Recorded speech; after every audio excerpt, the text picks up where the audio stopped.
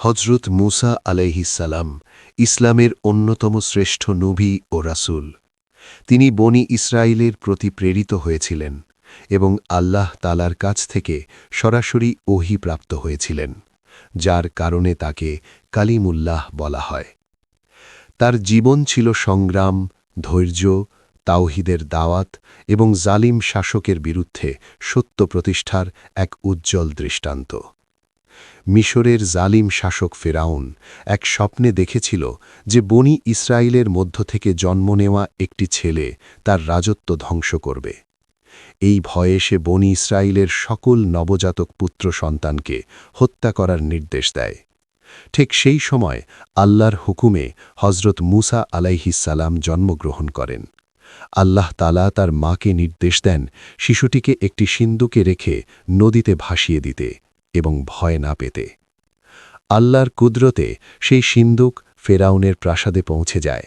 ফেরাউনের স্ত্রী আসিয়া রাহা শিশুটিকে দেখে মুগ্ধ হন এবং তাকে দত্তক নেওয়ার অনুরোধ করেন। এভাবেই আল্লাহর বিশেষ পরিকল্পনায় হজরত মুসা আলাইহিসসালাম শত্রুর ঘরেই লালিত পালিত হন। আশ্চর্যের বিষয়, আল্লাহর ইচ্ছায় শিশুটি অন্য কারো দুধ পান না করে নিজের মায়ের কাছেই ফিরে যান, যিনি তখন দুধ মা হিসেবে নিযুক্ত হন। যৌবনে পৌঁছে একদিন হজরত মুসা আলাইহিসসালাম অনিচ্ছাকৃতভাবে এক কিপ্তিকে আঘাত করেন, যার ফলে সে মারা যায়। এই ঘটনার পর তিনি ভীত হয়ে মিশর ত্যাগ করে মাদিয়ানে চলে যান। সেখানে তিনি এক নেককার বৃদ্ধের কন্যাদের সাহায্য করেন এবং পরে তাদের একজনকে বিয়ে করেন। দীর্ঘ সময় তিনি সেখানে অবস্থান করে রাখালের কাজ করেন, যা তার চরিত্রে ধৈর্য, সহনশীলতা ও দায়িত্ববোধ করে তোলে। এক রাতে পরিবার সহ মিশরের পথে ফেরার সময় তুর পাহাড়ের নিকট এক আগুন দেখতে পান। সেখানে গিয়ে তিনি আল্লাহ তাআলার পক্ষ থেকে সরাসরি আহ্বান লাভ করেন। আল্লাহ তাকে নবুয়ত দান করেন এবং দুটি বড় মুজিজা প্রদান করেন: লাঠি যা সাপে পরিণত হতো এবং হাত যা বের করলে উজ্জ্বল আলো বিচ্ছুরিত করত। তাকে নির্দেশ দেওয়া হয় ফেরাউনের কাছে গিয়ে তাওহীদের দাওয়াত পৌঁছানোর জন্য।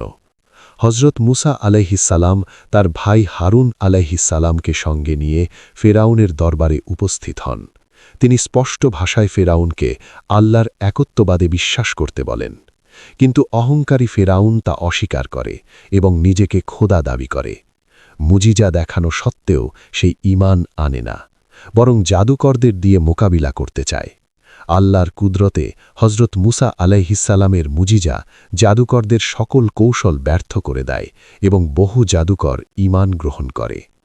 ফেরাউন ঈমান না এনে আরও জুলুম বাড়িয়ে দেয়।